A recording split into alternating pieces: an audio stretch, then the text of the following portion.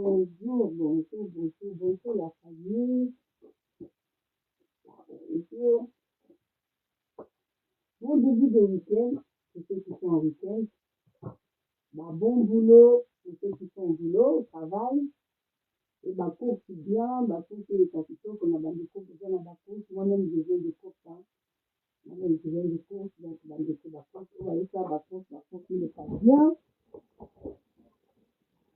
C'est un les à la fin.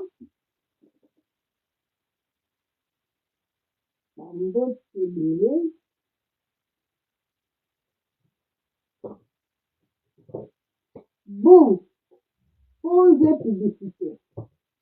Pause publicité comme d'habitude. Dans les calls, on va appeler Bino le site web, et quand vous tapoter, vous partagez. On va appeler Bino Bamo le bureau Bamedina. En tout cas, dans les calls, ceux qui m'en battent, on peut le poster. Awa toza ya Dr Jafar. Awa toza bandekolanga boki mamba le poster bonga. Vous contactez déjà Dr Jafar, monsieur ma maman Georgie. Produit Awa toza exotique Awa toza dans ce grand bodot. Numéro 07 52 23 45 37. Votre le coton gommage. Dans le coco kutana mudinga ya nzela te ko poto kitoko pakola kamino chaka nini. Bandeko mafuta ya hiver ezalaka mafuta ya ete mafuta ya bongisa lopoto bagomage balotion mpona banettoyage etusa ezalaka donc nayebi bino nano comme nayekaa bino awa eza lotion avant kosokola elongi okosokola elongi na savon otie mai tusa mais avant kende na mai ifo nani kobanda nettoyage po otiaki poudre otiaki faux de temps otiaki biloko ebele basara jour tusa etu ndeko banda nani koprépare elongi avant kokosango mai voilà bato mosusu bozala na bilongi sensible bato mosusu isikika kolia eloko opakola eloko mwa bouton mwa tache esali yo balotion yango oyo eza awa pa Dr Jafar eza baproduit oyo nga moko na esilikaka nga moko ona makongo pakola nini nga pakola oyo napakola mafuta oyo na base ya escargot bomoni deja bouteille na nga eza ntame bomoni boite yango eza mafuta nga napakola solo kitoko yango eza mafuta moko okoki mpo koutilize yango neti base na elongi parce que eza très ferme ekangaka mpenza na ete mafuta oyo esa bino kitoko eza vraiment ekangaka ekoampeshe kotranspire na mode nga na utilize yango comme naza po grasse na tokaka mwa mahuile ebimanga awa na pointe na nga zone te na nga oyo donc na utilizaka babase mpenza ndeti na mikolo naotilize base ya neti voilà yango mais mafuta oyo esalanga bien so natie base na nga mix natie mafuta oyo natie base na nga oyo kitoko efandi bien maquillage mwa poudre efandi kitoko donc mafuta oyo kozwa yango eza pa Dr Jafar. Ah oui, voilà la raison. Excusez-moi. Ah oui, voilà la raison. Excusez-moi.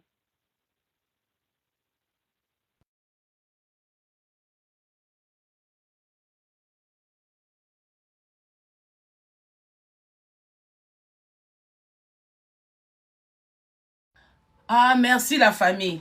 Merci. Nazaki na système écouteur. Merci beaucoup. Merci. Donc, famille. Merci. Nazaki na système écouteur. Merci beaucoup. Merci. Donc, enfin, Bon, excusez-moi pour la outil libanda na saki na système avec écouteur na bossa na ko désactiver. Merci beaucoup pour na message. Merci beaucoup. Donc pour na banda live na nga na ba post publicitaire bande kotoza na moyezo bimakala mingi te. Ba solution photo sunganaka to luka ba solution bande ko bolinga bo pakola o botara ba maquillage ebele na été na moyi o mona maquillage ozo luka ba système ebele o base ya NYX o nini boye o mona kaka ozo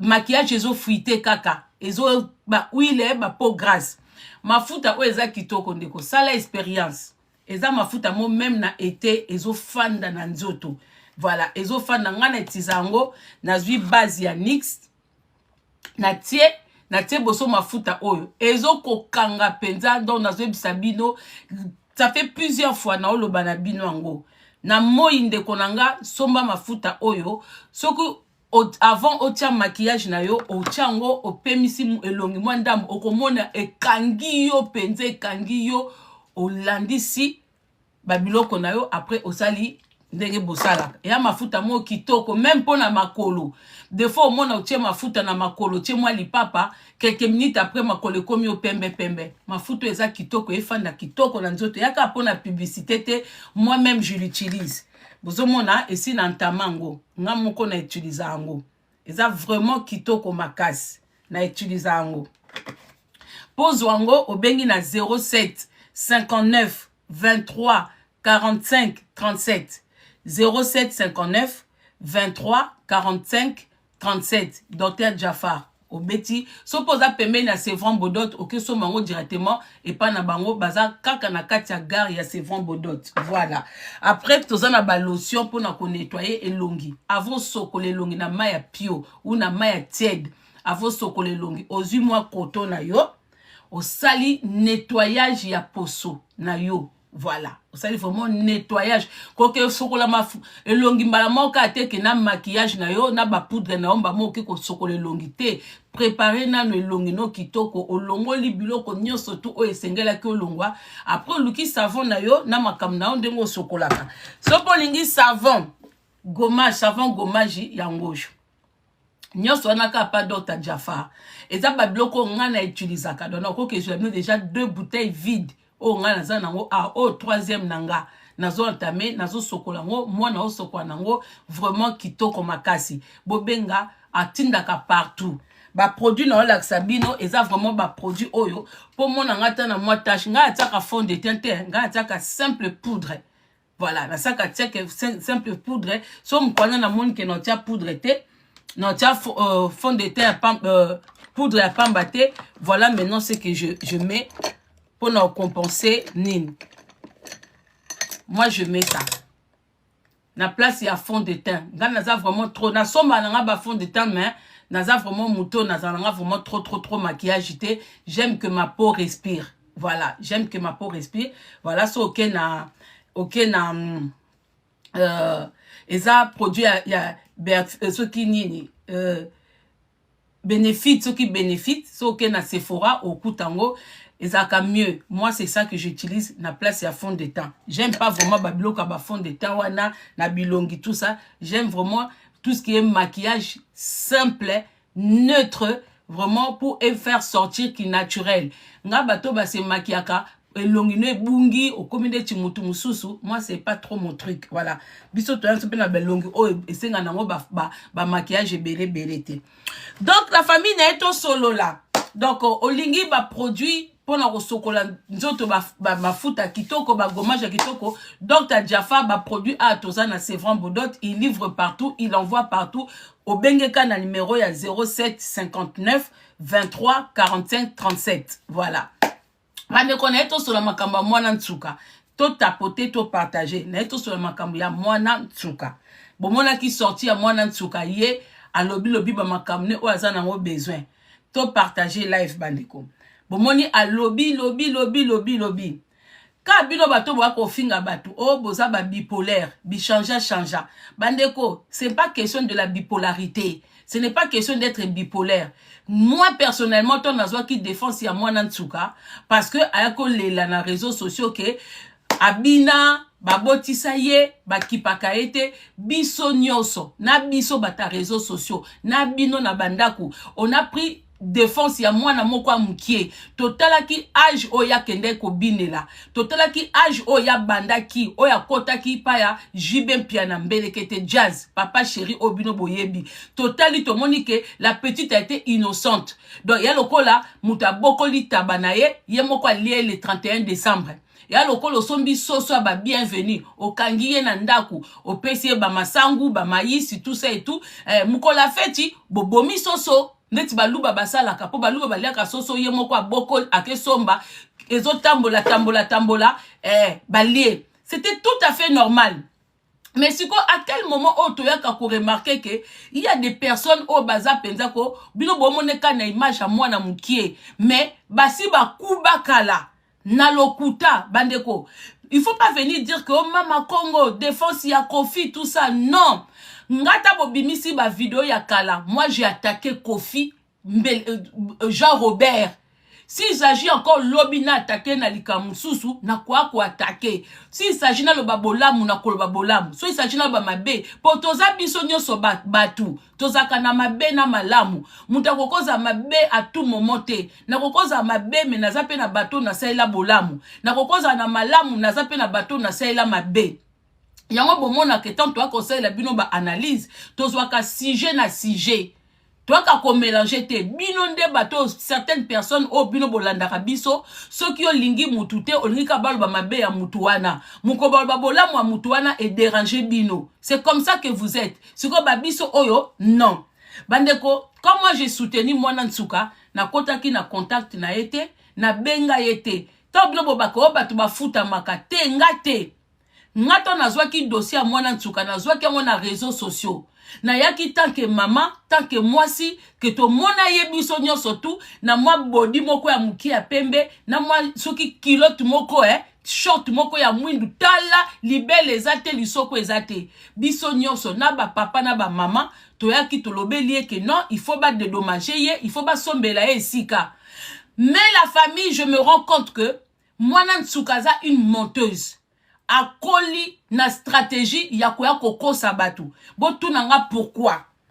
Ça n'a rien à voir avec Kofi. Bandeko, tant aussi si qu'on défend de moi Nsuka, aye koko ta contact nanga.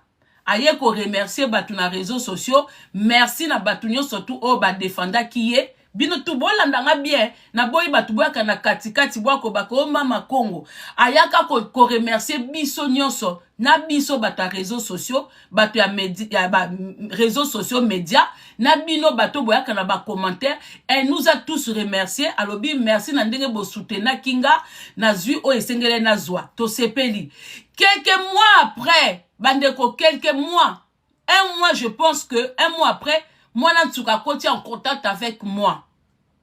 Brunette Sikaza, elle est soka kosi na ye. A Koti en contact nanga. Mama Congo, ngana ozwake ukola mwana parce que moi j'ai un fils de 28 ans. Donc yé pa nanga za mwana.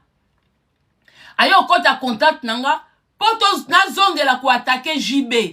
Abi Mama Congo nde na zaboye biloko tout o jiba prometa kinga na zwa nanga te. Oh, comment ça ozwate? Yo yaki ko remercier biso. Bokenda ki déjà procès na maman colonel. O koma ki na protection ya maman colonel. Yo si osengi batu nyonso tout mukil mobimba, osengi merci. Comment na ya lisusu na dossier na réseaux sociaux? Ngam tu na bande ko freiner ye. Ngam tu na bande ko boya. Na bi ko zonga lisusu te dossier na we se leka. Et so senga biso ba merci. Alobi na zwa elo côté. Ba botola maman colonel dossier. Dossier elongwa pa maman colonel et que na tribunal soki ya grande instance na bino ya Congo Kinshasa kuna et que pa batu ya JB. Tant komi kuna ba manipuler nga. Ndaku o sika nazali eza na kombo ya mwana na ba kombo ya JB eloko moko yanga ezate. Mwana Nsuka bandi na ana ba témoin tanga benga kanga. Parce que nga na système a ko enregistrer te. Ba message wa bando tindelanga mama Congo ya zana ngo nga pe na zana ngo. Nazo pekise na bi moyena zong sa dossier no na réseaux sociaux ezate. Po dossier na we c'est le cas.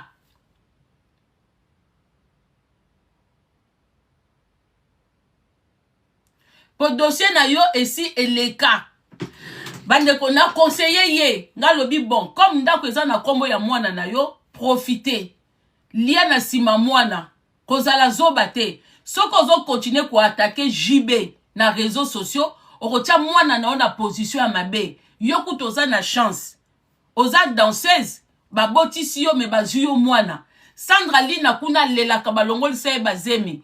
Ba danseuse mususu ba chivundu. Baloba ke babota na kofi. Tozomo na suite ya bana te. Yo kutu bazwa yo mwana babokolaka. Lia na sima mwana na yo koya susu na makambo ya JBT. Voilà ce que je dis à mwana Ntsuka. Ce qui enregistra abimisa ba enregistrement. Je l'ai beaucoup conseillé. Elle m'appelait nuit et jour. Kaka to ya na dossier. To ya na dossier. Je l'ai conseillé. Nabi soko za na ba mikolo pembeni. Tia au parler ba yo kamakam nazo loba. Il y a des fois elle m'appelait, je sais pas avec qui elle était. Des fois à un moment tout ça. Et aussi là, et comme makambo ya voyage. Boy ok. Et comme makambo ya voyage. Alobi jiba kangiye partout. Moi les kan aéroport ezate. Moi kende nini Braza ezate ngabi Braza eza monde à JB. Seul pays oyo koki kobima eza Angola. Angola eza quand même pays moko na ba logique. Et l'équipe Congo Braza na Congo Kinshasa. C'est vrai que ba trafic qui peut na Angola ezali, mais baza quand même jiba koka ko freiner na Angola te. Na Angola dès lors soko zui visa na yo ate à Portugal okobima. Luka okota Angola. C'était ça. Bandeko, mwana na banola lisangate. Mwana na bande kola lisangate. Nabi kota Angola. Kota Angola. Luka banzela ya soki ya nini, soki na aéroport okobima Angola te. Kota Angola na ndenga ya biso ba Congo, tout ça, kende Angola, parce que JB, il n'a pas bras long na Angola. Musicien mon côté koko bake na Angola, aza na relation, ou koki ko bloquer mutu na aéroport. Les Angolais ne sont pas comme ça. Surtout ba o baza penda ba shungu, baza na moi droiture. Kota Angola, kendo sa ba démarche na oya, kendo sa ba démarche no ya poto kuna. Bandeko, on s'est arrêté là. Alobi, ok mama kongo na o luka. Et c'est aussi ici bandeko. Bon, mon aki na saki émission na Jazz Kavulu. Tant na sali émission na Jazz Kavulu, batu bazo, JB faka kobeta concert. Concert annulé, Jiba voyager te, batu ba komo loba o, Jiba za na ba plainte awa na Paris, makamba mwana Ntsuka, tout ça et tout, yango wana Jiba zo voyager te. Boyo kabande kwe, esika lokute wuti. Boyo kande ba travailler Brunette. Brunette aza lokuta, vraiment j'étais dessus de elle. Je l'ai appelée moi-même. Na benga ke na bike, je te voyais pas aussi menteuse. Je regrette Batagnon surtout que j'étais défendue parce que o étonné nga. Bandeko Brunette faka leka live nanga. Akimi po awa eza vérité, akoko buka lokuta te yango bomoni émission ke sala kuna. Normalement c'est avec moi qu'elle devait passer à Betenga 12. Soki 24 soki 48. Bon, nga pe comme nazalanga makamba matière te. Na senga ki aleka nanga te nga bi tu peux aller chez n'importe qui. Bande koton na sisi émission na jazz na bengi Brunette. C'est moi je l'ai appelé. Na lobby Brunette, il faut leka. JB abeti concert les gens pensent que c'est toi. Mais toi et moi, toi bi keza yote. Longola image o batu banga bala tisoke yom to bloka koya ya JB na poto. Eza yote. Na ko expliquer binope pourquoi eza yete. Bota pote live. Mangbandeko. Na bengi ye na lobi. Aza papa mwana na yo. Kolinga rate makambu o ese leka. Osenga ki ba droit na yo. Ozwa te. Azo kipe mwana bien. Kolinga te ba salir yo. Sala. Apparition. Loba ke. Yo oza na yo na kati ya makambu ya annulation ya concert à JBT. Ayebi singa lobi mama Congo. Na uti ko sola na mutu mo ya JB, alobi na nga na loba te. So na lobi, ba ke JB mutatindinga. Ngabi te ba okosa yo. Bazo kosa yo, ba osala buzz na kombo na yo. Bazo kosa yo ke yo ozala sali na réseaux sociaux. Po bango bazangi excuse ya koloba vérité. Pourquoi bazo ko annuler ba concert na bango? Pourquoi JB azo ya potote? So ki JB azo na makamne, pourquoi azo ya potote? Eza yote. Bima kendo loba. Ata o loba pa na ngate, loba tapa mutu mususu ou yo moko sala voice. Abi mama Congo d'accord na koya koloba pa na yo. bande ko na sisa musala 22h tokani ke so na komi na ndaku au plus tard 23h na fongola live po ye akolobake azani na cause wana te to koma 23h na bandi ko benga mwana ntsuka ya mbanga sute aye ko komela nga kake maman je te rappelle ngape na bi okay na sokoli nanga na lati pyjama na comprendre ke aboko ya koloba vérité sikobo tu nanga nini kaka batu wana jibe baye kokosa alobaka eza Kofi Brunette nga na si na senga ki ba preuve comme quoi que Kofi t'avait contacté que Kofi voulait te ramener ici en France na senga ki ba preuve wana tisiko nano tindelinga te la manière no bande ko benga nga nuit et jour ozo lela naza na batu Brunette soki o enregistranga bimisa ba voice o nga noto solo laka o alokuta bandeko eza kokotela Kofi te Kofi n'a rien à perdre pas ya Brunette ndiana la sabine loko baye ko sala bandeko Brunette aza na besoin ya poto azo linga bandela ko kata kata te maintenant alingi abongisa na jibe maintenant alingi alatisa mutu fardo mwa linga tela Kofi Brunette alobi ke Kofi mutu aza en tête ya likambu oyo ya makambu oyo ya sala na jibe apesa biso ba preuve jusque là apesa biso pourquoi bande konanga tant na lekina émission ya Jazz Kavulu na pesi mbote sikaza bo excusenga bande ko ngana o comprendre te tozaka biso nyonso na poto mais pourquoi raisonnement na biso eza na retard Brunette ne peut rien faire contre JB na poto Brunette azo kanisa ndenge ba danseuse ba fundaka Kofi na France que elle aussi elle peut faire la même chose c'est archi faux ba danseuse ya Kofi ba funda Kofi parce que bango bazaki koya kobina na France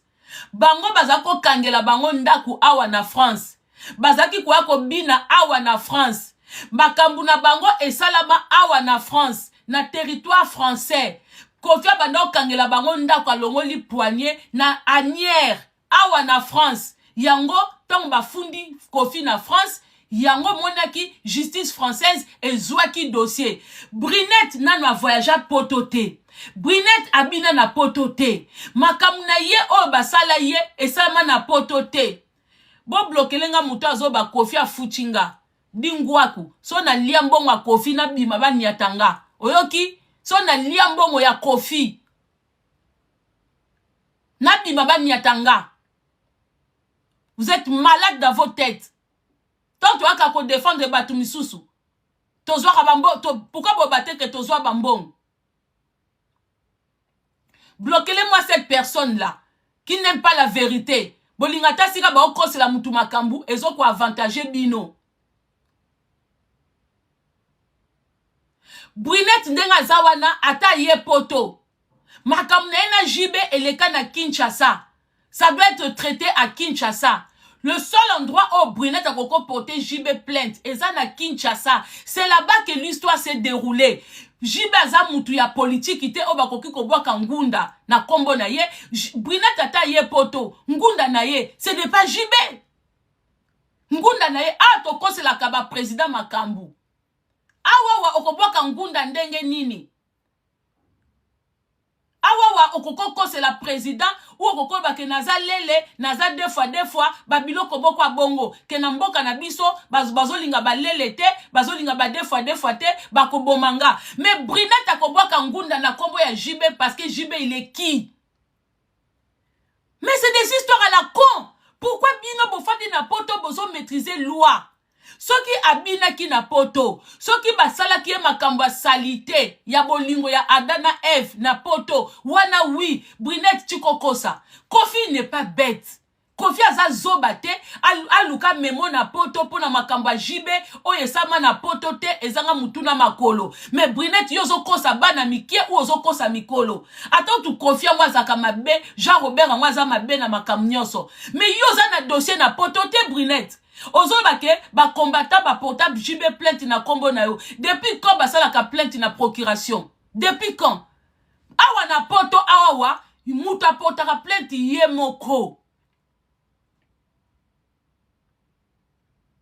Muta portera plainte atoza na mbeta hôpital mbila koya kotalo na mbeta hôpital bakozela okoma bien. awa basamba katina mbeto hôpital awa so oza na mbeto hôpital ozo kokoloba bakolandiso cameraman kuna caméra na ba soda na ba procureur na ba juge bakoya na chambre na yo Brinette oza na dossier na poto te Brinette na poto dossier no ezo pesé te muto akosa yo te awa na poto tu n'as pas de dossier tu n'as pas dansé na territoire européen obina na poto te o séjourna na poto te balala yo na poto te eloko moko te yo dossier no eza na Kinshasa Brinette boluka bokota na matière bozo kosa bozo luka bo bebisa hippodrome ya Kofi c'est méchant hippodrome ya Kofi sa koli na ye il faut qu'il tanga zaki na mai na makila bo attaquer ye boza lokuta et puis ozo bosombi appartement osombi ngo mukoni yo lobe nanga ke ndako eza na kombo ya mwana ba pesa yo mbongo te obande ko akolela tu es une grosse menteuse oza lokuta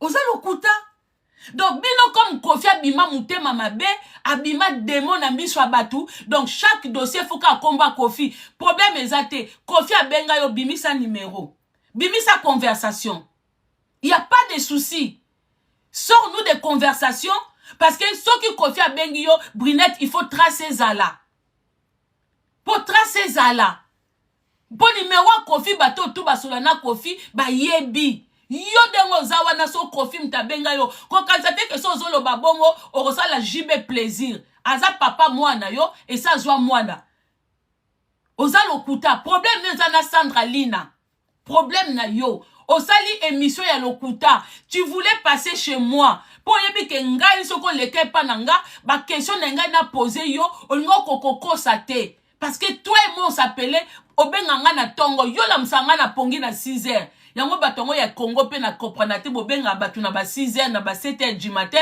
parce que so bino soso ba bienvenue à l'amuki à leli kokoriko bokanisi biso pe na poto toza disponible pour ya kosola makam yo benganga tina ba 23h na tuna kiyo hier bandeko hier je l'ai eu au téléphone je dis nan mutakosi yo oza zoba émission oyo na ko contre-attaquer ngo parce que tu n'es pas oyebi ko kosate oyebi ko kosate que Kofi a memo na poto o porter JB plainte mais Kofi n'est pas bête Kofi azaka zoba te oza na dossier na poto te o ko porter JB plainte ndenge nini yo mata avion te yo porter JB plainte na Congo Kinshasa ngam tu na conseiller yo ke ko attaquer sous JBT fanda na simba mwana obosani obi bano boza dangereuse hein bano amike bomona banzota batata midimba bozaka très dangereuse kolekana biso ba mikolo boza très dangereuse bano ya mike oyoyo papa mobimba zo manipuler bino na mbetu bozaka lokuta moko ya niveau même Beni basale makamna aja mukie Beni aza lokuta te Beni loba oya viva mais yo penza mwana ntuka Brinette tu es une grosse menteuse Beni kutu na tribunal na Kofi alongola te abakisa te a relata histoire ndenge ezala. Pourquoi ça vous dérange? Bino tout bo beta ba concert, ba tout ba lobate. Pourquoi kaka hippodrome ya Kofi est dérangé? Tout ça les promotions ya ofele. Pourquoi ça vous dérange? Beaucoup de gens batubaya poto parce que ba finga Kofi, ba finga mutakala à Kofi et dérangea binote. Mais ceux qui batubalo ba bola moi Kofi et comme déranger bino o ba futi bino. Mais bongo bato baya poto po ba finga Kofi et dérangea binote. Batumsu ba sobela ba futi la bango Air France. Ba sula bango visa. Ba futi bango po ba finga mutakala à Kofi et dérangea binote. Oh to kende hippodrome. Tokende hippodrome biso tozala kuna Brinette tozela oya na ba bloc o Kofi po Kofi o memo potote o alokuta yo za danser za Kofi te ozo peser pe na poto contre JBT JB soki azoya potote soki pesa lango ba kisi na ye soki eza makam na ye JB eza makam na ye point barre wera yaka poto. Ça n'a rien à voir. Bino tout comme jaloux, il y a hippodrome.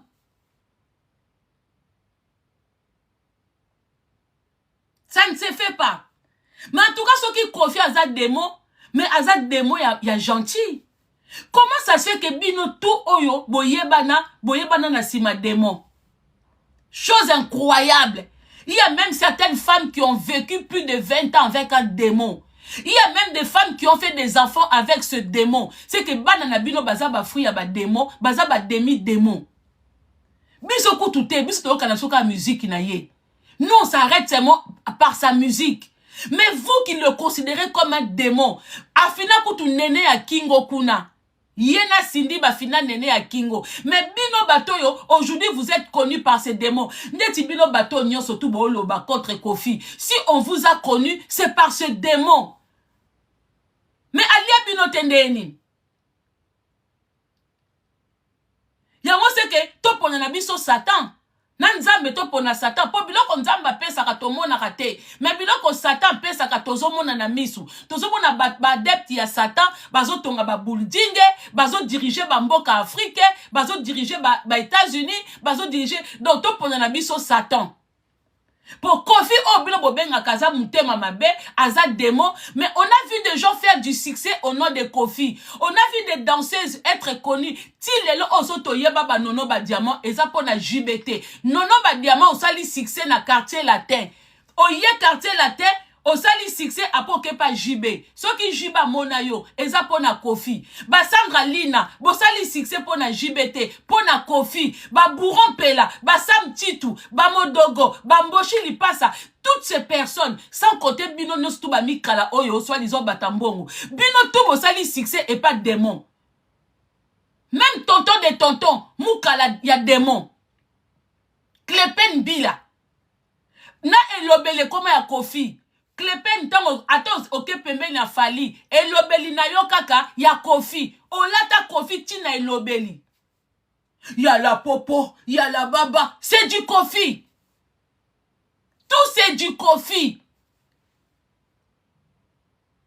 Toloba tenini. Tozo pose bino analyse ya vérité. Bo sepe nango te. Tozo pose bino. Tout c'est, même Didi Stone, elobeli ya papa na ye. C'est du Kofi. Même Ali, maintenant, les choses qu'elle est en train de faire, c'est du Kofi. Cindy pas comment c'est du Kofi. Ce bon comme Kolanda façon Cindy a yembaka. Ba nuance y a Cindy le cœur échangea et comment ba nuance y a Kofi. Tolo batendeni. Auto kota hippodrome. Brunette, moi je t'ai conseillé tant qu'une mère. Na réseaux sociaux bat babo na biso ka mite mamabe. Brunette yo katanga ba pongi na butu, o katanga ba pongi na tongo. Mais tu es une menteuse. Je n'aime pas ngai na zaka vérité. Yango soit ka batu na réseaux sociaux, oh mama Congo, bichanja te.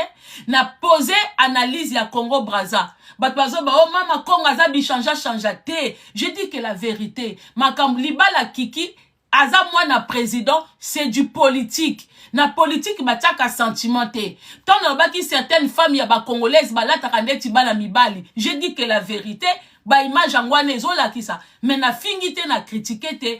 Tant on baki bata Londres balata kalokola ba carnaval. Je n'ai pas insulté. Tolobika makambo to omona. Bino nde bo comprena ba analyse nanga te eleka kabino trop na likolo. Eleka bino niveau. Pourtant je suis pas si haute que ça. Je parle simplement, je m'exprime pas si extraordinairement que ça. Brunette oza mwana mabe.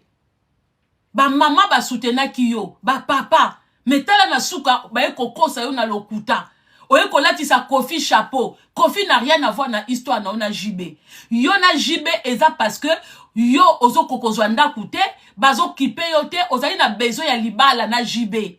Vous avez besoin de babotisi yo, babala yo, bakipe yo, mais jibe azoki ka mwana moko ya bokoli, kudia susu kudia makiste, kudia susu ya kolia, maman na mwana te, yo zali, comme le berger qui mange, yakaka berger oyo, abokoli ba nyama na ye, après, amoni ke nyama oyo, akomeli, tika na lia ye, tika na sale fromage, tika na bende miliki, ndenge jiba sala yo, okoli na maboko na ye, olie mutu mususu akendo goûter, ye moko a goûter yo. A goûter yo, po mabele zo bota mana misu na ye. Forme wana ozozwa na misu na ye. Pourquoi tu mens? Lelo yo comme ozoba o papa, na sengi papa na koloba, mais tu mens. Yo linga ko leke mission pananga. Pour oya bake ba pesue lo côté, jibe mutema mabe, ngam tu na pekisa yo. C'est moi, je suis venu t'arrêter au téléphone, je dis te, liena sima mwana, kozala zoba lokola niki menga te. Libale koufi balingi nana, ole liena sima bana, mais elle voulait seulement avoir plus. Yo tikala ko liena sima mwana na yo. Soki pia ko chindi mwana senga papa mbongo pesanga. C'est moi je t'ai conseillé ça. Na loba kino kolanda niki menga te. Niki soka zaki mwasa mayele ainga ko liena sima bana. Ainga ko shina fali na sima bana. Libala so esili. Ya lokola pene to ebisa mama lia. Toko défendre tu na fin du monde de te. Tu n'es pas la seule femme à divorcer. Tu n'es pas la seule femme à être trompée. Tu n'es pas la seule femme qu'on quitte ou qui quitte un homme. Tu as vécu quand même 20 ans. Na basi nyo sa kofi, ba koko loba me yote. Yo fandi 20 ans. Parce que, au fandi 20 ans, parce que tu étais une femme bien entretenue. Parce que si tu étais malheureuse, au fond de 20 ans, yango baso baso kote la li a lelo, je dis un moment il faut stopper, il faut arrêter. Ce qui mutaza mobali mabe, bafanda ka 20 ans wana parce que en plus elle c'est pas une femme qui est en Afrique, elle c'est une femme européenne. Donc ça veut dire que non c'est non. Tu me fais souffrir, tu me trompes. Na moni vidéo moko ali ana Cindy le cœur côte à côte na messe. Donc je pense que quand Kofi a perdu sa mère ou son père, tout ça, elle a accepté. Pour un moment, on a fait bazaki bambanda. Mais tant que Kofi a lekise, azo fan de sa 2 femmes à côté. Bango bi balé ba accepta qui? Parce que Azaki non a besoin de Kofi. Elle a accepté ça. Et le jour où elle a refusé, elle a refusé. Hein? Ali a voulu être entretenue. Basombe la ke bilamba, abimaka kitoko, asuka kana balcon, bana misala. Elle a aimé cette vie-là. Comme amoni mwana na koli, mwana pa komo sala mbongo, ata papa pesingate, mwana nga opesanga. Yango na divorcé, elle a divorcé parce qu'elle veut manger derrière sa fille. Elle n'a pas de revenus. Elle n'a pas grand-chose. Elle n'a pas travaillé, elle ne cotise pas. Ce qu'a fait dans la poto, elle y a qu'à femme, ce qui RSA. Si elle travaille pas, elle y a qu'à RSA. Voilà le problème.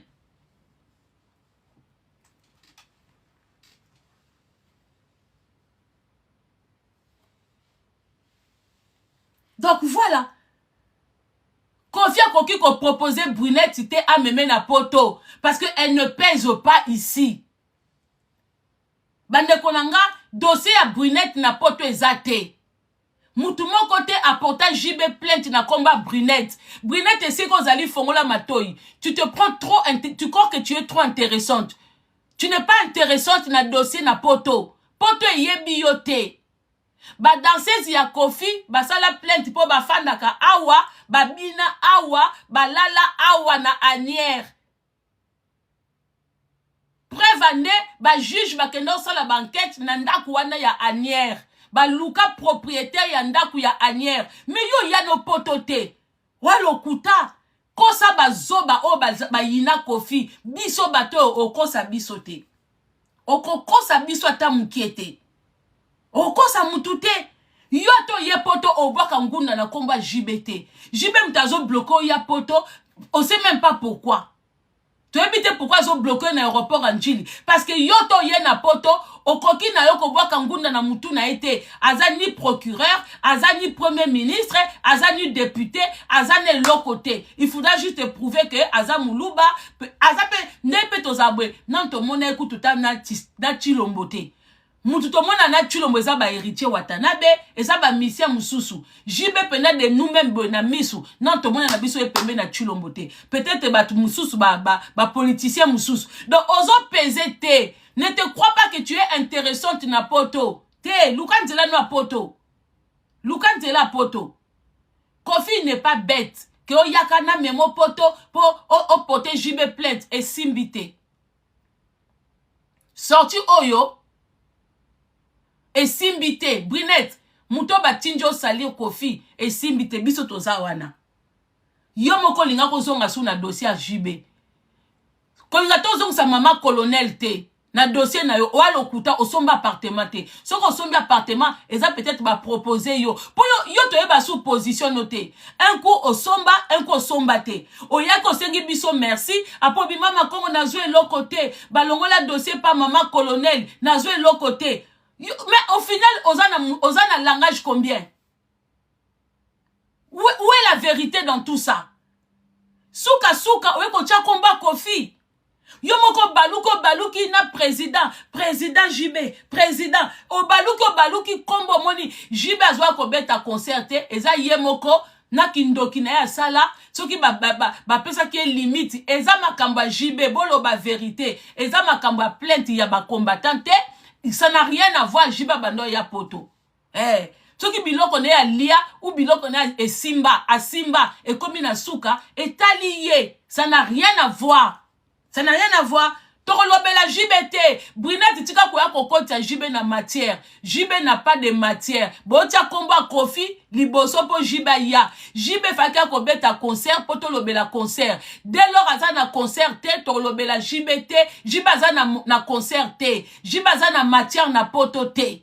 Batu baza na matière na poto eza kofi Ferré héritier boziana bato walinga ba beta concert même Fali pause publicitaire Kibokolo News babi meilleure page la maman de maman page la maman bandeko nana pesa message na sango mokondi papa Israël avec beaucoup de respect na moni papa Israël a tindele biso message que to mama Congo osala pe ba analyse bien to analyser sur sujet ya Fali légende dodo kolo papa sango dodo kolo wana eza nango sujet moko intéressante wana eza sujet moko intéressante Fali aza na date te tokolobela Fali te tokolobela Fali mukolo tia date makambo ya légende oyoyo etali na bango kaka bango mutu amoni kaza fanatique a Fali alinga benge légende abengi ye mutu pa amoni kane fanatique a Fali te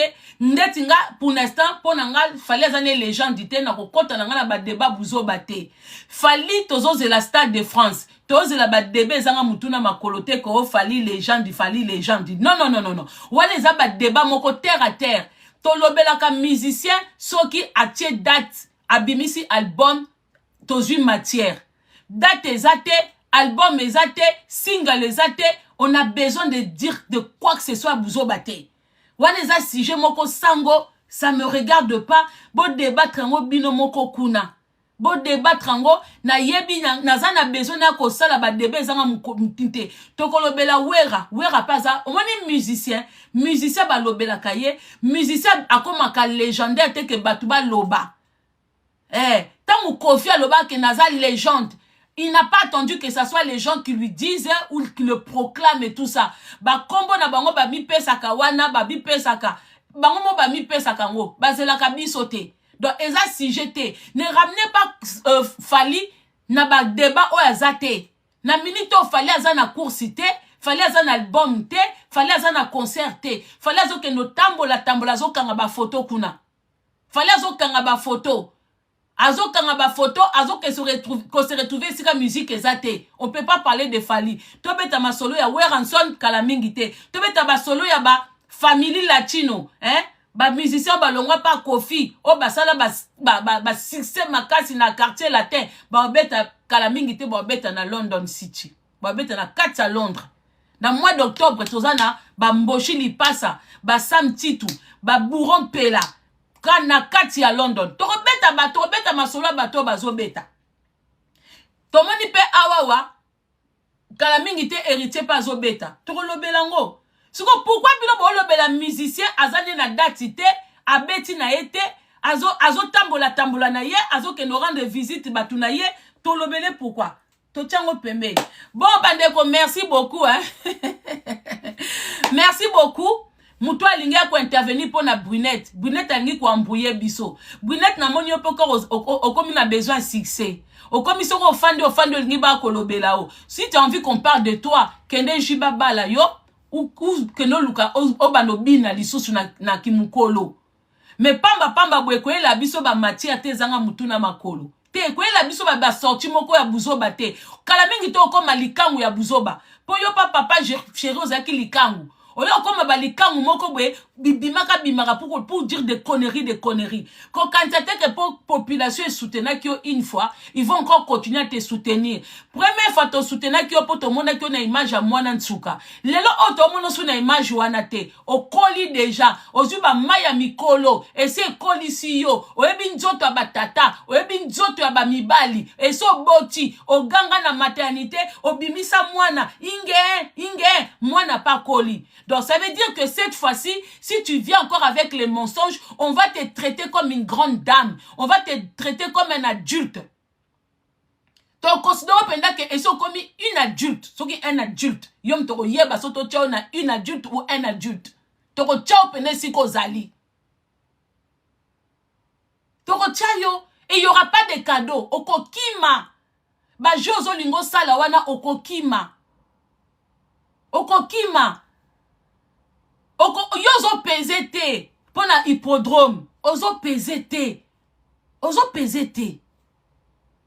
Ba jozo ngosala ke ko veut dire Kofi abenginga amemanga poto yo Kofi amemo poto. Na dossier nini. Donc yo peno mona ke yo pena te okanga dossier yo kanga dossier a JB na Kinshasa. Obimate mwana ntuka o voyage te. Yo na poto za na plainte ko porter te. Na expliquer ki yo angope na téléphone abike fanda na yo luka poto luka vi na yo parce que yo na poto za na dossier te oza na dossier te oyebita Zénith te oyebita Moulin Rouge te oyebita Olympia te oyebita ba Didas Arena oyebimite oyebino basala poto te mwana ntuka yo obina kaka na basali wana mike na Congo Kinshasa yo binaka na bambujimai na bakananga yo binaka na ba province obina okenda su web okenda bobeta web Afrique du Sud kendo bwaka nguna kendo funda jibe na Afrique du Sud bokenda su web bamboka nini yo kenda koko ke funda mais na poto yo yate yo zaki okapi ya BCBG yo voyagate batu ba voisin na BCBG eza ba le kakisi njora ba bibi secret ba voyage na BCBG luvunu ba nono ba diamant ba voyage na BCBG ba Sandra Lina ba voyage na BCBG yo zaki okapi yo tango ye en tout cas on dirait JB pas za mayele comme ebe ko za mwana mukie okoko porter ba plainte tout ça et tout a mema yote yo za okapi ya BCBG ba mema yote batu ba profiter ko za la moi ça JB na ba voyage ya ba nono ba diamant tant nono ba diamant za ki danseuse po yo avant comme moi ça JB na quartier la tête na BCBG batu msusu ba leka siko bande ko za na expliquer bino comment combo ya JB etangamaka na procès ya ba danseuse na Versailles. Tant ba danseuse ba accuser Kofi ke asala bango masolo ya Adana Eve tout ça na kati wana Françoise Pazalaki. Françoise wa wuta BCBG azalaki. Siko tangu Françoise aye koloba. Po ngape nazaki na tribunal, nazaki na kati ya salle.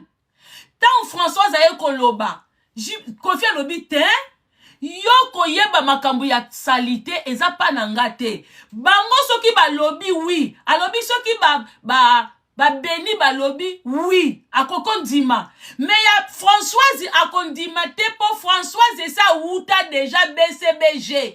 Françoise esi ba sale makambo ya salite na BCBG. Kofi akosite, bongo Françoise tanga zaye na BCBG ba lala ete. Yeba zaye likango ya Jibet.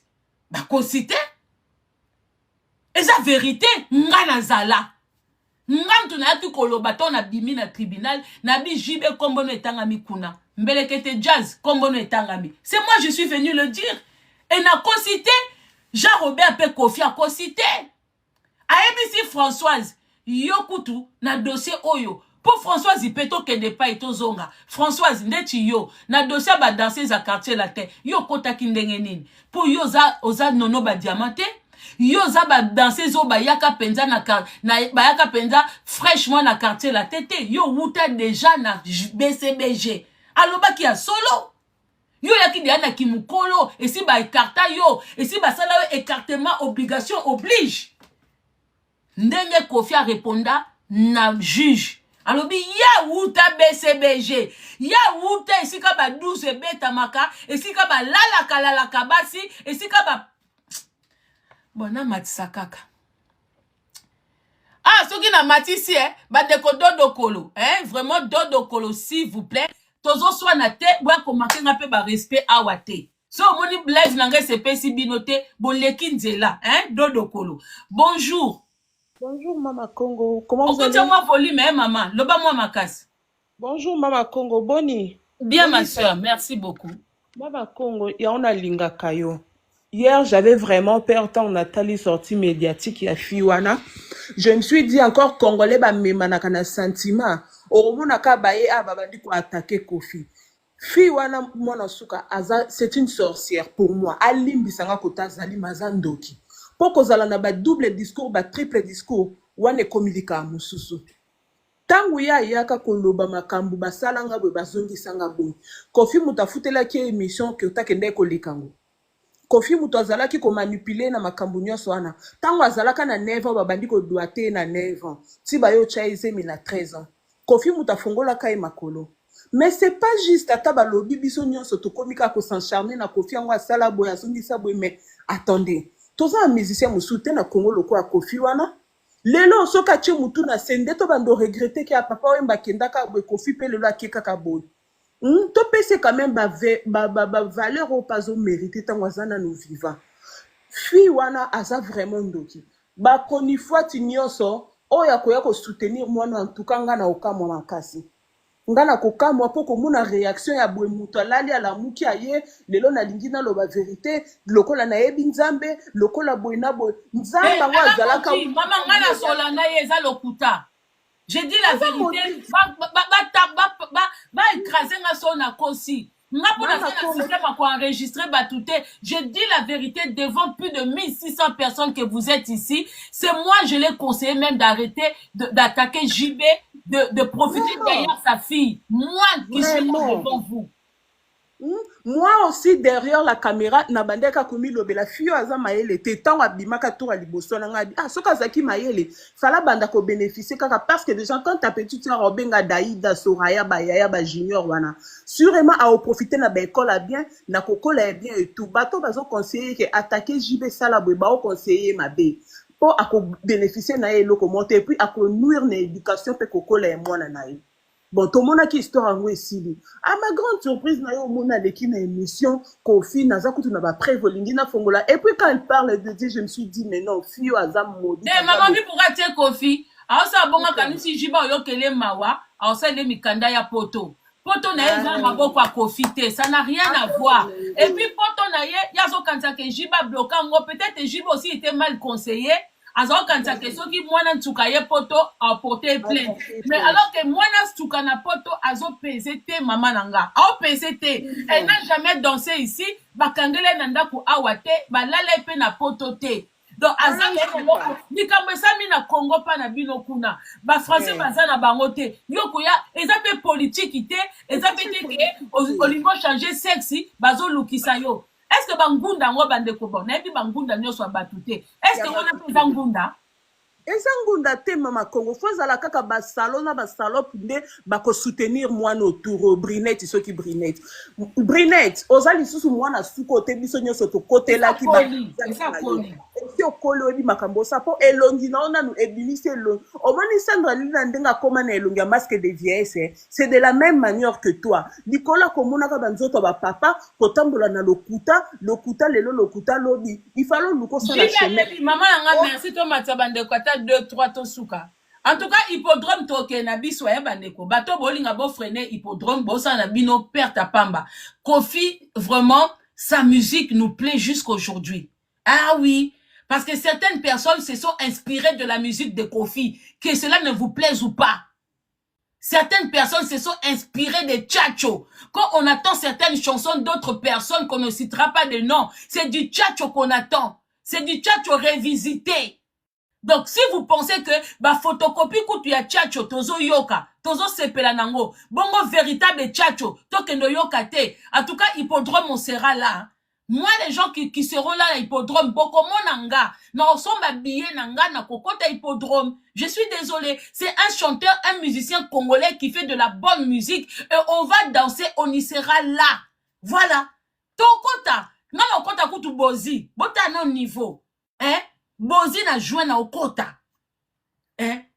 Alors arrêtez de venir toujours oh atasikate même les bateaux ba koma makongo liembongo a kofi so pe no liengo eza na nkona mwanda mbakana parce que c'est un travail que je fais mais ngasi na lobby ke muto nyonso tout oyo na ka koloba makambo ya réseaux sociaux ando ya ba dossier na nga batu ba pesa nga soko so mona ke ofutanga na cadre ya musique ando ya promotion il faut boye avant na kufa po nga nazwaka mbongo na kombo mutute nga nazwaka mbongo na kombo na nga moko. Moi quand on veut me payer par rapport à mon travail na pesa ka rib nanga identité nanga je ne me cache pas parce que je n'ai pas à me cacher. Donc mutunyo soto ezate ko un jour un tel leki mbongo a mutuboye. Moi tout ce que je fais des analyses nanga oh nazwaka na réseaux sociaux je ne suis pas payé. Na sala promotion ya Didas ya Ferré na senga mutumbongo te. Na sala promotion ya 3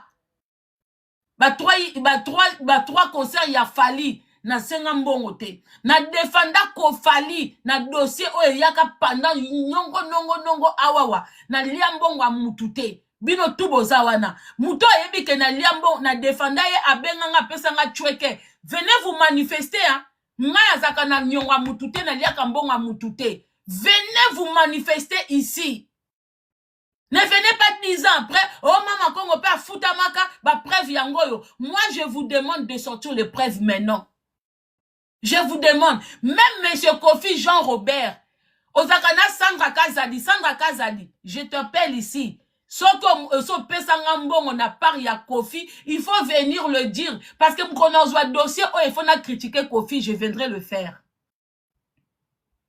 Si siko okutu mbonga promotion yana bi bandeko na yebite ce qui est hippodrome ba fouti ba tout promotion parce que moi j'étais payé que une journée même pas quelques heures seulement quelques minutes pour na ça moi promotion bon monnaie na telle chemise ça c'est normal j'ai été payé par Sandra oui abina nga mama Kongo so selinga promotion na chemise ya hippodrome ngabi oui eza musala oh combien ngabi na aucune émission pas jazz donc comme ils ont quelques minutes je l'ai facturé quelques minutes. En dehors de ça, et puis il a fait un bonnet du forme. Ndenge batutu basalaka, ndenge ba héritier, ba ferre, ba mission, tout ndenge ba luka promotion, il a fait. Mais en continuité, boye, nazuite, tina bete la bino musique à Kofi, pour nga moko naza Kofi fil. Nga so bo moni nga na fongoli live, na eko beta musique ya Kofi, parce que c'est les chansons que j'aime. Na téléphone mo so ki na teli bino sonnerie. Et ça sonnerie à musique à Kofi. Yango, mais malgré ça, je le critique. Ceux qui critiquent, il y en a pour critiquer bien. J'aime sa musique, yango na kakobetango. Voilà. Quand tu bateau bossa la intervention, hein. Yaba nini. Je suis pas là-bas. Moi, en tout cas, tous la preuve ya Kofi. Mais hippodrome to okene. Moi, en tout cas, beti mabe. Je te l'avais dit hier au téléphone. Allô, bonjour. Mama Congo, bonjour. Bonjour, papa. Bonjour, Mama Congo. Bonjour, papa. Bon, ya, ngai. Na depuis na point noir na Zolanda yo. Ok. Na peso vraiment bambote belé na mosalo sala ka ya bien. Na sepela ka yo mingi. Na lingo na loba boye. Po anini bin na excusez-moi peut-être na terre wana. Po anini bandeko na biso ya RDC balinga ko dévaloriser bas artistes na bango ba peska bango valeur te za la Kofi Fali Werason Jivin Piana Waze quoi tout le monde fait pourquoi bolinga toujours ko lokola bango moi ba problème moko et si ça bango valeur ka bato wana ba si ça bango bolinga ko si ça bango valeur ka bato wana pe lobby ba ya le sous ko kumisa bango a comprendre tete on a la bossa bango pourquoi pourquoi bande na biso ya Congo Brazza bolinga ko valoriser ba artiste na binote biso to dévaloriser bango OK mais bazana ba succès na bango Mais pourquoi Bino, bande qu'on habite à Congo Brazza, il y a beaucoup de talentueux et de talentueuses dans Congo Brazza. Pourquoi jusque là, ezala Bino mboka na Bino, oboza na mboka, eza oba na réseaux sociaux. Pourquoi vous ne valorisez pas la musique et vos artistes? Bon, na biso problème moko eza na biso eza problème politique. Donc na biso plus balobaka makambo politique, culture balanaka yango mingi te. Papa, la musique et la politique, ça n'a rien à voir. Je n'ai jamais vu un Congolais de Brazza. Après une journée mobimba, azobet ta musique quand il y a un artiste à Congo Brazza. Toute la journée de biso to salaka. Biso même si to dévaloriser à bango, mais à un moment aussi on sait comment les valoriser parce que la vie c'est comme ça, to va nous comme ça bango ka tout moment té. Mais c'est quoi pourquoi Bino, bozana ba artiste, bozana ba jeune talent na Bino. Pourquoi vous ne les valorisez pas? Pourquoi même bande qu'on a Bino au bazana réseaux sociaux? Ceux qui ba ka koluka starmanie pas na biso. Ceux qui ba tiktokers na Bino, ba yaka na ba matière na biso, ba ka koluka pas na biso parce que Bino moko valoriser bango te. Donc comme on a que mambo papa merci na ndengo zona nanga depuis Pointe Noire. Bambote belé na bande qu'on a biso à Pointe Noire. Donc papa question posée nganga pe na zong sango pa na yokuna. Donc commencez aussi à valoriser vos artistes Bino pe ça la Bino bien. Voilà. Donc tozo kende kaka.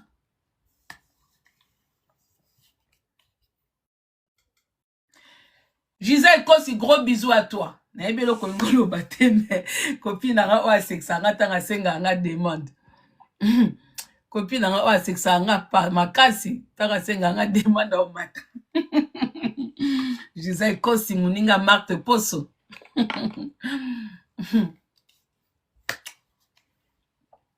Toi, tapotez lèvres la famille, s'il vous plaît. Tapotons les lèvres. Ndeko sengo matamba mo komina. Allô, bonjour. Bonjour. Bonjour. Bonjour Mama Congo. Bonjour, franchement, c'est un honneur et un plaisir pour moi de monter sur ton live. Merci. Je ne suis pas congolaise, mais je prépare un concert au Zénith d'Orléans le 5 juillet concernant Bill Clinton. Ça fait même au moins 10 minutes que je suis dans les demandes. Je suis vraiment contente d'être montée. Donc, je sais que j'entends un peu le lingala à cause de mes copines à côté qui me disent que voilà, tu as l'habitude de donner de la force et tout sans demander quoi que ce soit en retour. Que Dieu te bénisse. Moi, ça ne sera pas forcément mon cas. Moi, franchement, si tu peux me donner cette force-là en faisant la pub le 5 juillet 2025 pour le concert de Bill Clinton au Zénith d'Orléans, vraiment, maman, tu seras une invitée d'honneur. Voilà. De Bill Clinton, l'ancien animateur de Wenge? L'ancien, le renouveau, oui. Ah. Aujourd'hui, avec la maison de prod, maison de production, Compile Production, on le fait venir, lui et toute son équipe de musiciens et de danseuses. Si vous allez sur les réseaux sociaux, TikTok, Facebook et tout, vous le verrez en train de s'entraîner. Je précise pourquoi j'ai accepté ce contrat-là. Parce que aujourd'hui, Didier Arafat, paix à son âme, qui est décédé, a commencé la musique grâce à cet animateur-là. Il est très respecté chez nous en Côte d'Ivoire, même pour pas dire en Afrique de l'Ouest. Donc, ça a été une fierté et un honneur pour moi d'accepter ce concert, sachant qu'en première partie, il y aura beaucoup d'artistes congolais qui font de la musique en France. Mais ma belle, je te coupe un peu la parole. Dis-moi. Quand les gens disent de moi que je donne aussi de la force sans rien demander en contrepartie, c'est par rapport à certains sujets qu'on voit sur les réseaux sociaux, je viens analyser. Mais ça, c'est de la promotion. La promotion. Exactement. En fait, la promotion, quand je le fais gratuitement, c'est par rapport à certains artistes que j'ai un petit penchant par rapport à leur musique. Oui. Moi, Bill Clinton, en dehors de ses animations, je sais pas si lui-même il est devenu chanteur ou quoi que ce soit. Donc là, il faudra peut-être contacter certaines personnes pour faire sa promotion. Parce que là, ça rentre dans le cadre d'un travail aussi. Parce exactement. En faisant jouer Bill Clinton, toi, vous aussi en contrepartie, vous gagnez quelque chose. Vous faites pas gratuitement. Bien sûr qu'il faudra payer la dame, ça c'est pas un débat. Dieu est bon. Okay. Quelqu'un qui marque ça en commentaire. Moi, je suis une femme, je suis pas un homme. Quand on travaille comme ça. Ils ont déjà des visas, tout ce qui est visa avec ces musiciens, tout est ok déjà. Tout est ok, maman. Sinon, je serais pas montée. Et en première partie, on attend des gros artistes comme Naza et que Black. Je peux dire que ça pour l'instant. Ok. J'en ai même dit. Le moment venu, mon numéro est là sur TikTok. Laissez-moi juste un message et puis... Moi, je veux travailler avec toi. Donc, il faut que tu, devant tes 1700 personnes, dis-moi comment on fait, maman, la plus belle, pardon. Il y a trop les hommes sur les TikTok. Là, j'ai vu une femme, vraiment, maman, j'ai besoin de toi. Un honneur. Ça sera un honneur de faire la pub de Bill Keaton, qui est aussi un artiste et musicien de mon pays. Et en plus, s'il est valorisé par quelqu'un qui n'est même pas congolaise, mais qui veut faire jouer un Congolais, donc pourquoi pas. Mon numéro est là. Si le contrat, on prend le contrat, on met... Maman, on prend le contrat. Voilà. Et je le dis encore devant les 1700 personnes. La maison de production, Copil Production, moi, je suis l'assistante de prod. On va faire jouer tout le Congo. Moi, je suis pas dans les équipes de parti. Avant-hier, j'étais assis dans un restaurant. On me dit que c'est Werason qui s'assoit là. J'ai parlé avec les gens qui étaient là. S'il y a un restaurant où Ferré joue, je vais. Là, il y a mon ami qui prépare le concert de Kofi. Je vais y aller. Moi, je suis neutre. Mais de toute façon, dans ce travail, il faut être neutre. Vous avez besoin de tous ces artistes-là. Voilà. Même si on peut avoir ses préférences, mais il faut aimer. C'est comme un journaliste. Un journaliste, lors des élections présidentielles, il peut avoir sa personne, voilà. Mais devant le gens, on le montre pas. Voilà. Donc, beaucoup d'encouragement et des ondes positives surtout. Et après, le reste, on verra une box. Voilà, je suis pas de souci. Voilà. Moi, je parle une fois. Donc maintenant, comme tu es sur TikTok, si tu vois que j'ai pas tenu ma parole, tu peux m'attacher. Dans ce contexte, il faut pas parler une fois. Voilà. Une fois, mais après, il faut revenir vers la personne. Il faut mettre les choses en place. Voilà. Laissez-moi juste un message parce que... T'envoies WhatsApp immédiatement. Voilà. Le WhatsApp est là parce que c'est pas au fait, le numéro que je mets sur les réseaux sociaux, c'est pas le numéro que j'utilise à tout moment. Oui, et mon numéro personnel, je peux pas le donner comme ça. Non. Je veux que tu me laisses un message en inbox. Voilà. Je t'envoie mon numéro privé. Ok. Soyez bénis, hein. Je reste en bas quand même. J'écoute le Congo ça. Hein. Merci beaucoup. Merci. Donc, la famille, comme je disais, tout le monde, au mois de juillet, Hippodrome. Ne loupez pas le concert de cette grande artiste comme Kofi. On peut tout louper, mais pas du Kofi. Franchement, il y a rien à dire au fait. Il y a rien à dire. Moi, tout ce que je retiens de cette personne, que j'aime autant critiquer. Moi, je n'aime pas être dans le côté positif des Kofi. Je me sens pas bien.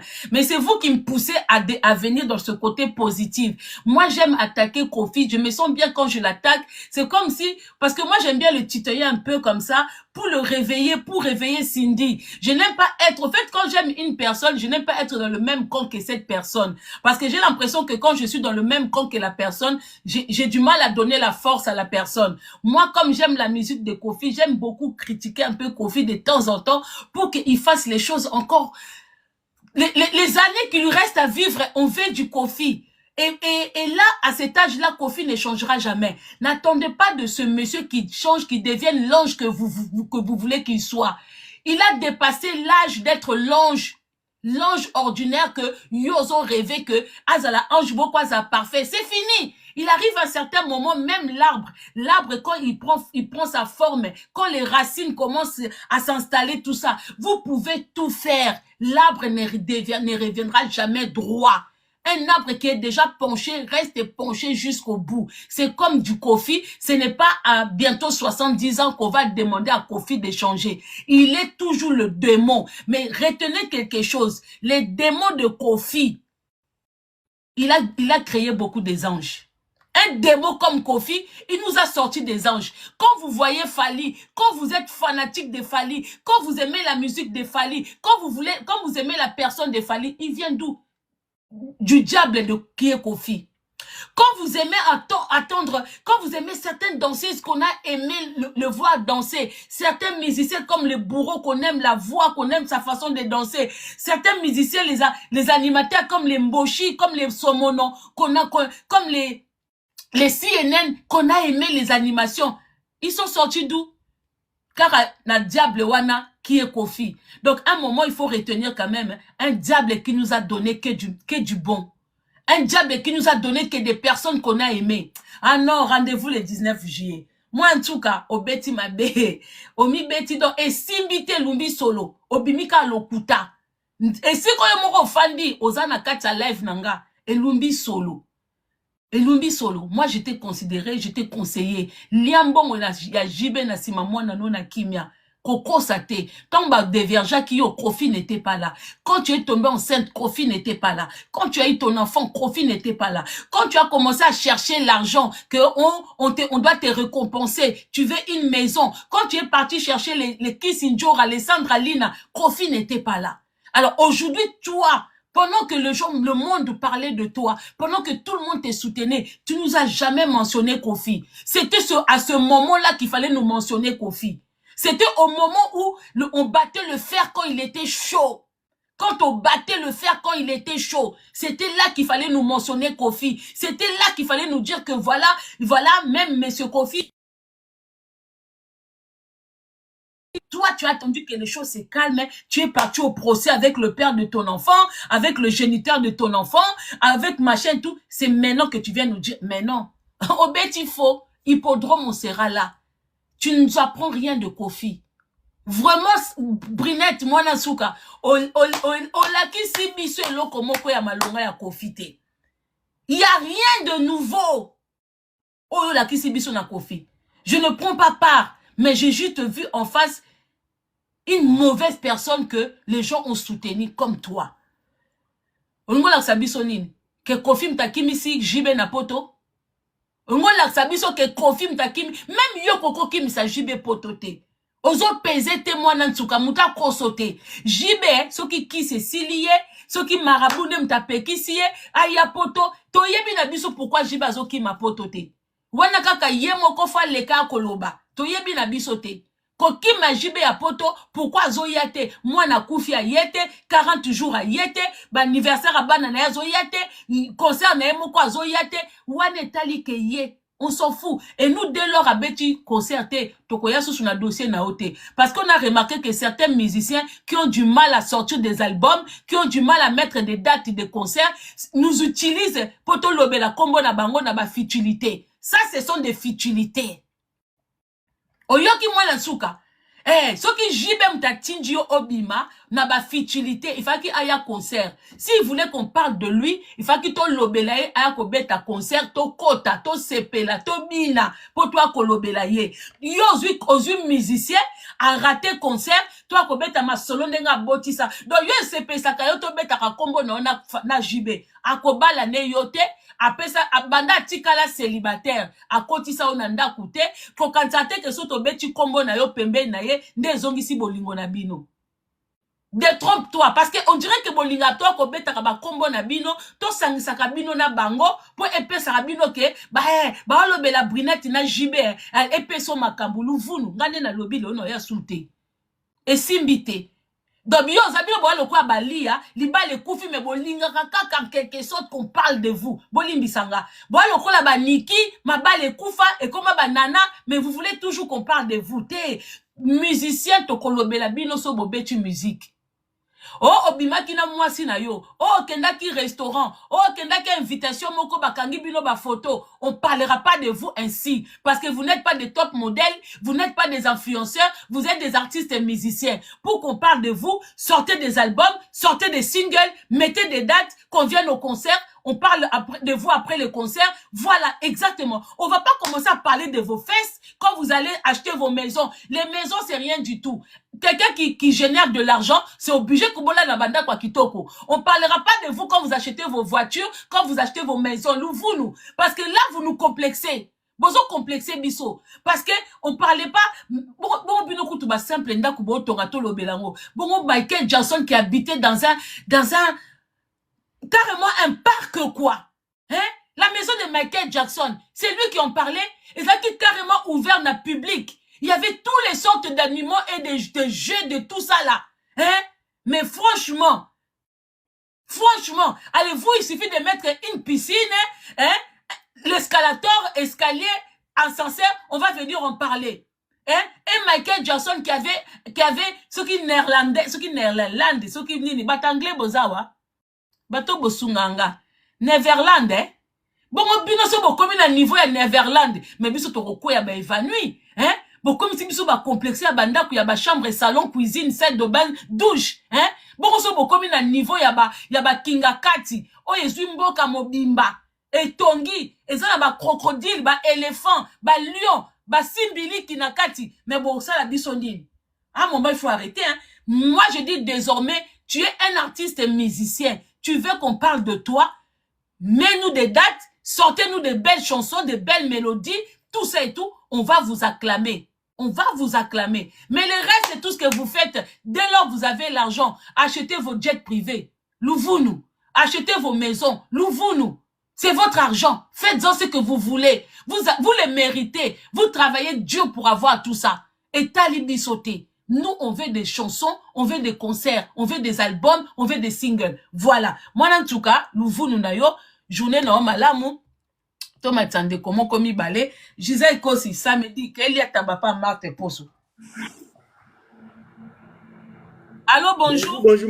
Bonjour, Maman Kerr. Bonjour, papa. Maman Hippodrome. Les 19, papa, ils sont tout là.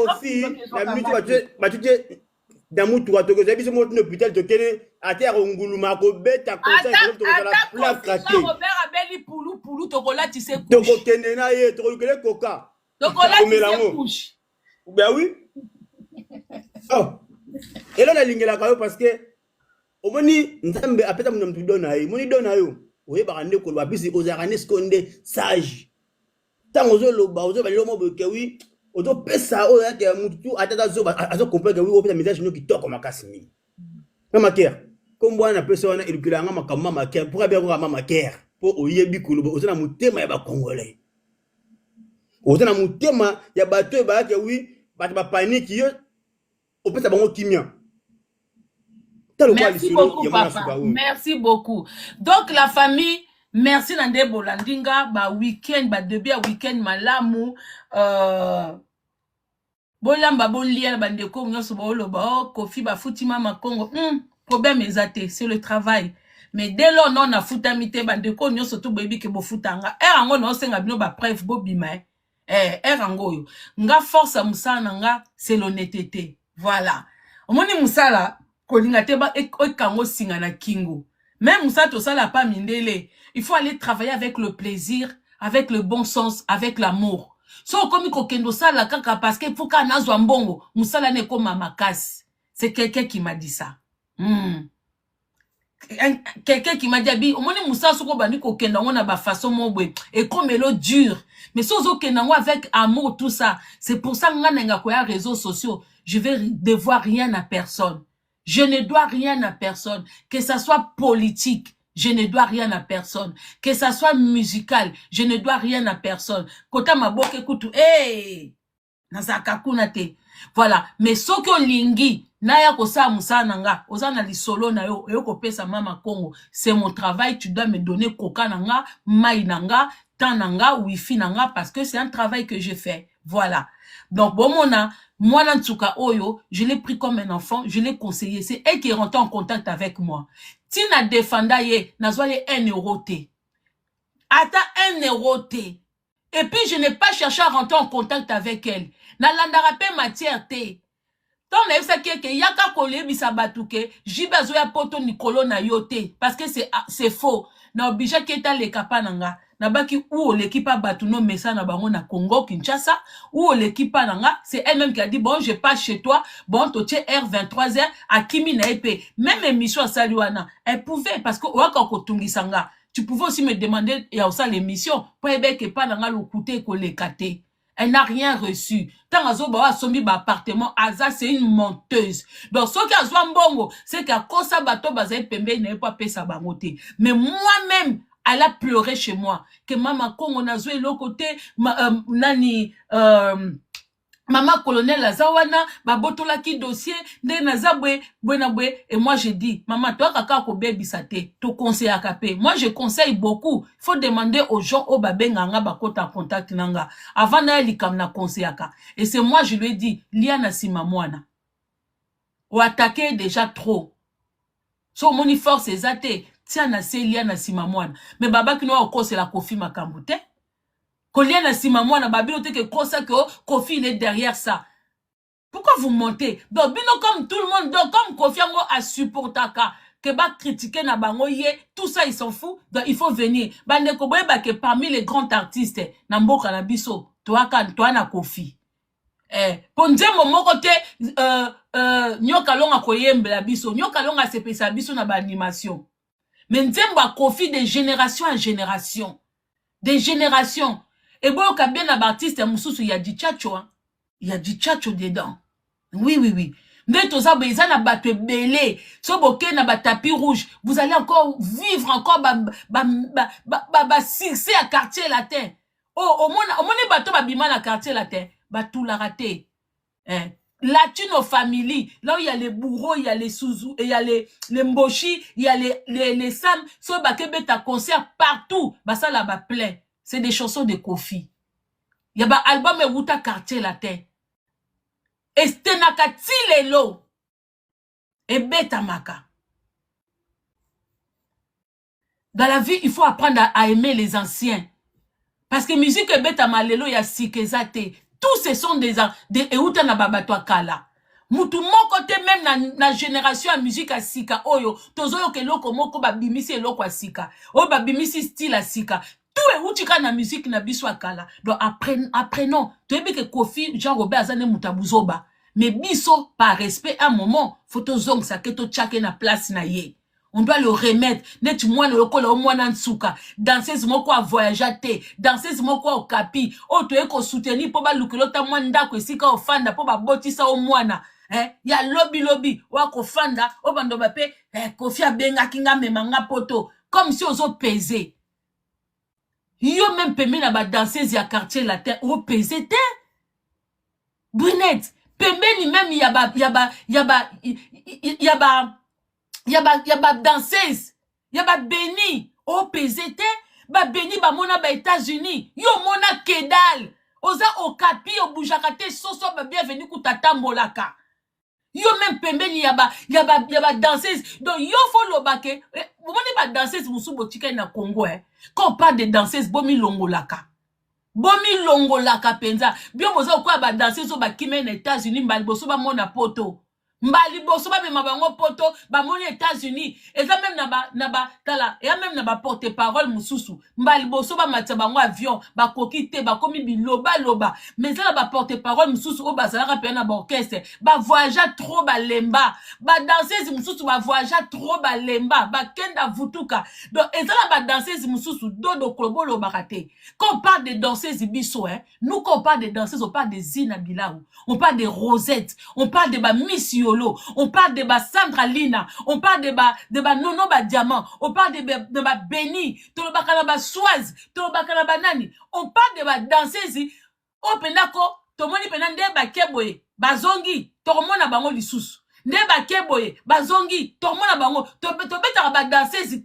Il y a des danseuses et des danseuses Louvounou Brunette Louvounou yo eloko za nango kaka po boti na jibe.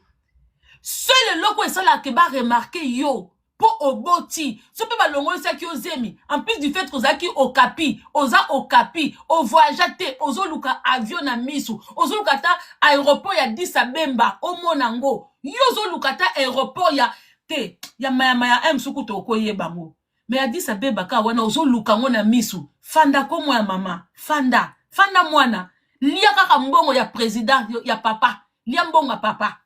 Yo papa ya mobali yo papa te ko minu lia mbonga papa te wana minu papa na ye mais yo comme yo zo benga jibe papa na ndenga baluba yo lia mbongo ya jibe po mwana za yo penza kota ba danseuse tika il y a des danseuses qui ne pèsent pas.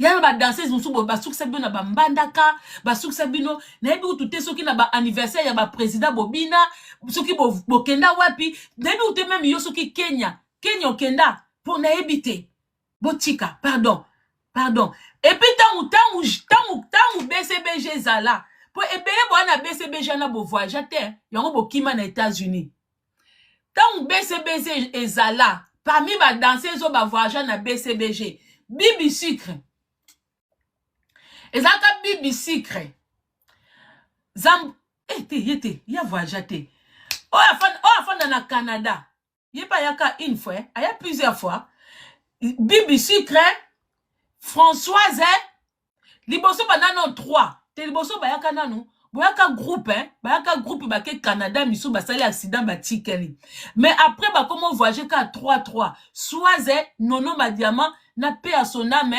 oya kufa paix à son âme après boye ko tikala même ndekwa même moi no kutu même moi no awuta viva yepa yeko toko tange pe na banda yepa voyager mingi oui yepa voyager moi no awuta viva yepe kuta voyager oh mbanda chala mwana même banda chala mwana paix à son âme même banda chala mwana kuta voyager mbanda chala mwana moi so po tika na poker obi koza mbanda chala mwana pisi mbanda pa kufa j'espère ba sokola yo Anya na ndenga mabete j'espère que ba sokola yo parce que yo po kufela mbanda po ba kufela mbanda pe fo ba sokola bino bato ba kufela kambanda soko zo bima na muto o akufela mbanda fo ba sokola ka bino pe oui po ko kufela ndeti ngana bi mutu ma kufela déjà 3 mbanda ça fait beaucoup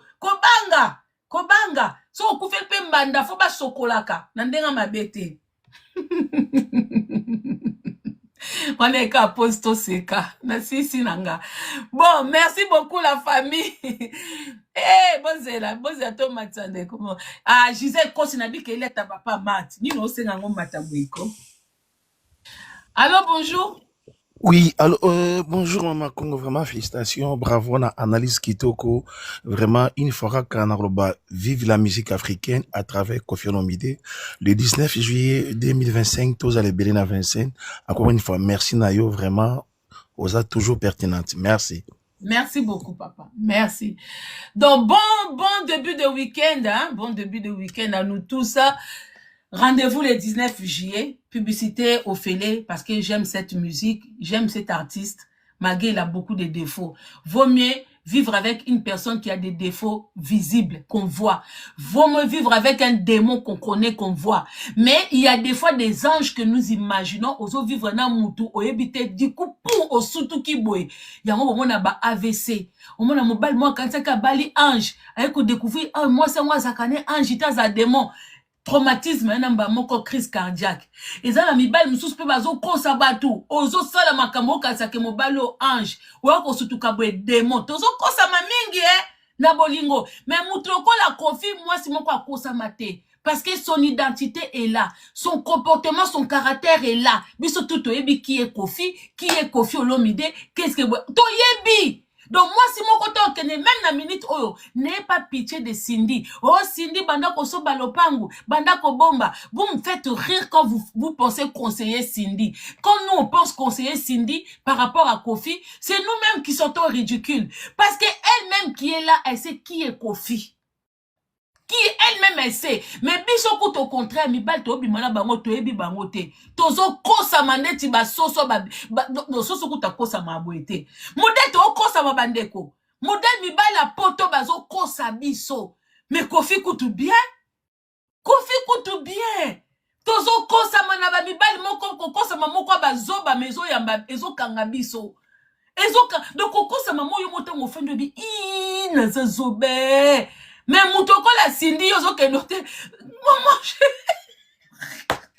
moutoko la Cindy Kofi afandisa ye na église tomoni Cindy tomoni Ali ya baye pe baleki bafandisi pe baye kolela ba mbale bokilo baye bi ke moi je suis là toi aussi tu es là donc il assume il sait maintenant il va quitter personne quitter binoté parce que il prend soin de vous s'il a le temps il t'accorde, il a le temps, il accorde à l'autre. Mais, bisomoko basi comme ite mesu kaka, oh mute mesuki. Parce qu'il y a beaucoup de petites filles qui sont sorties avec Kofi. Même si on le voit 6 mois après. Ba fille moko ba bota pena Kofi, ba fille à Belgique wana. Oh, akenda na Londres.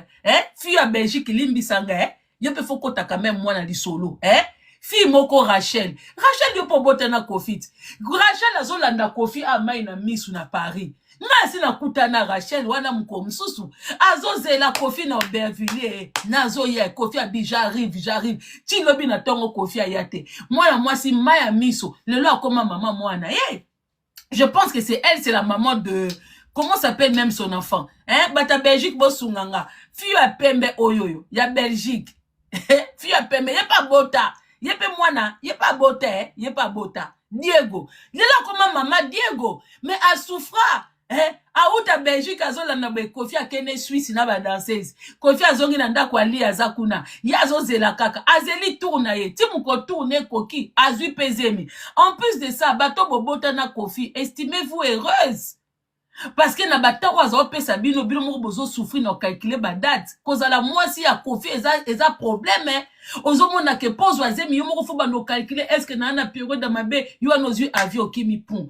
siko batu mususu mutokola mobalo kwa Kofi yo mwasi so bo tikele temps moi la seule femme qui bénéficie de Kofi c'est Sidi na bango tunde bazana na balia la femme au penda koko bazo bénéficier na Kofi c'est Cindy parce que Cindy azo bénéficier na double vin d'honneur demandez-moi pourquoi double vin d'honneur parce que façon Kofi azana basi na ba maîtresse yo amoni au bout de amoni ça fait 1 an donc na une année azo gérer maintenant Cindy vouloir ou pas il faut ba mona il faut ba yemba ensemble il faut ba voyager ensemble il faut ba beta concert ensemble donc en dehors ya ki moi si ce qui na moi si baba ki ba mona 6 mois après mais vu que na musique baza collé serré c'est elle qui bénéficie ce qu'on yende boyo ke la mawa oh Cindy erango yo oyebi Kofi te banda ko lukanda kuna yo elle le connaît mieux que Balia.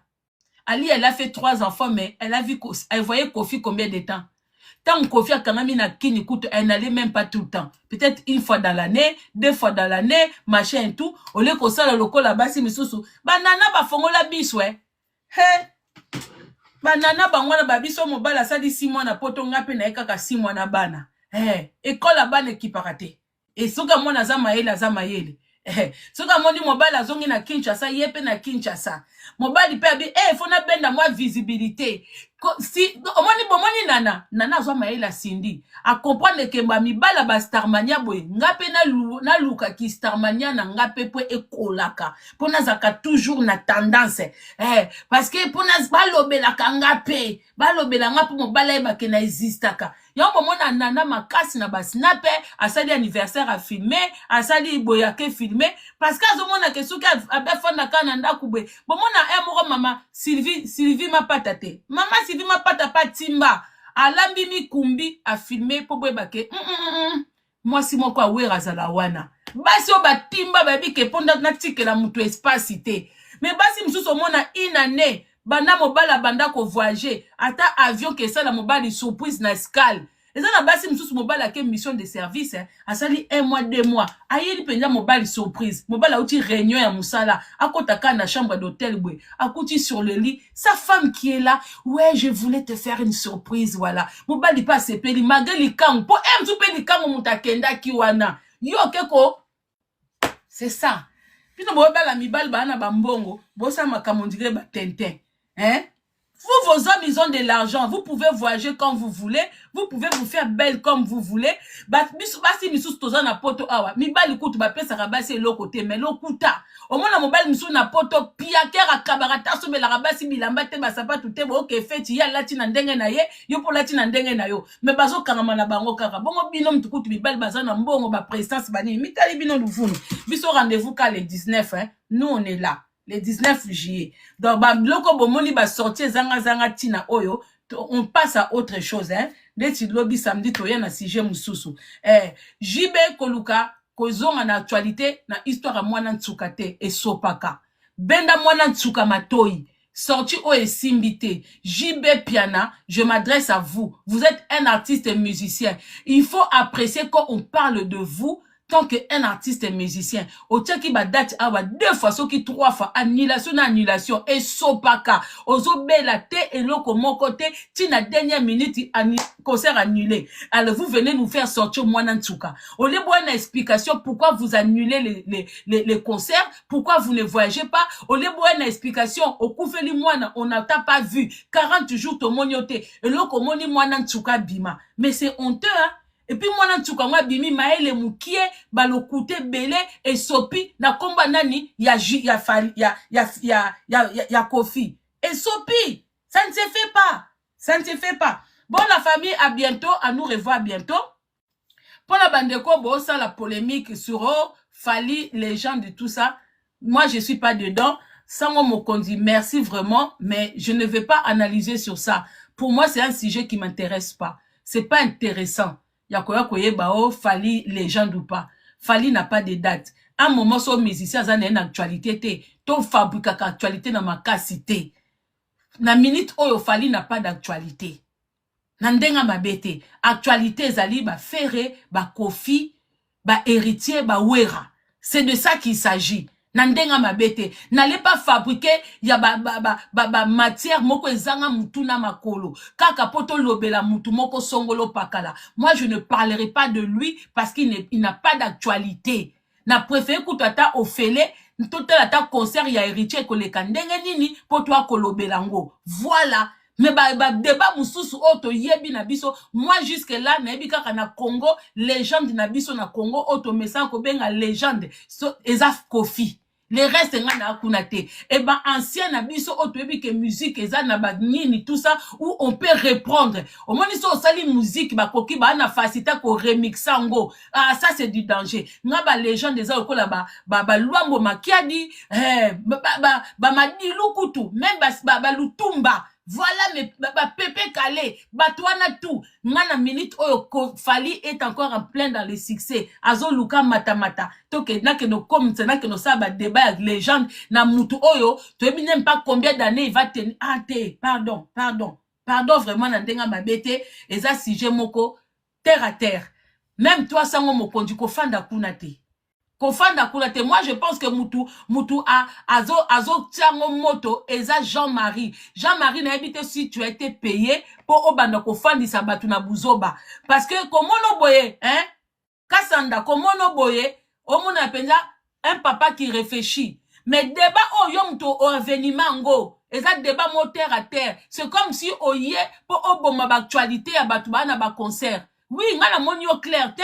Parce que bango ba beti ma solo na bango kuna yo sombi yango ndenge nini bango ba beti makam na bango na ba émission na bango yo diro yo mtozo nga kwa ko boma ba concert ba ninga te ozoli nga kwa ko boma parce que na minute o mutaza na date te concert te album te single te yo zwa ko oyela batu ba débat et puis okotisi sango hein okotisi sango na kati c'est des conneries que vous faites. Nga ba vie o nazana confiance na binote bobimaka sage bebenjo kande na se na ba soubassement binonde ba futaka bino ba mbongo binonde o mona kaka emsu soswana kina mutu mobwe oye ko matisa makamba légende oyo po ebando sa la polémique à la con te eza likamba polémique te eza pe débat te eza yango kutu même pas débat bolingi nde boboma actualité ya bato bazana concert débat buzobe koko boma concert te. Na kofandi c'est lango analyse te na ende ko bomango eza inintéressant eza intéressant ta mukete makambo bozo beta na esimbite bino batata mibimba bo fandi la sujet moko terre à terre inutile vraiment esimbite lumbi solo et puis bato nyonso tout o bino bosengi toi kolobelango po boyebi ke toza même à vite et ko bimisa ko swana et ko bimisa bambrouille ale to bosali ba date ya ba concert a batute Wera akobeta na Wera kutu musika héritier na date après tozana Ferré après toi na légende Kofi Olomide. C'est de ça qu'il s'agit. Après, toza pe na boziana. Parce que ba mikuli pe baza, o balinga toujours, ba bokilo balingi kaka mbongo na facilité. O ya ebele. Po ba bokilo pe le kroso bazalaka. Sika mbongo ezali, et sika bakangamaka. Voilà. Bisous, bye.